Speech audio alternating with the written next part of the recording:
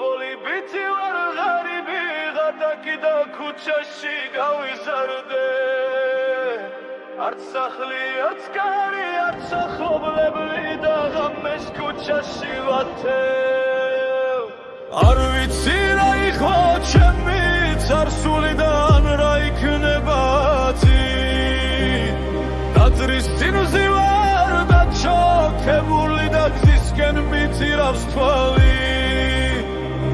ამლელი ჩამლელი ბევრი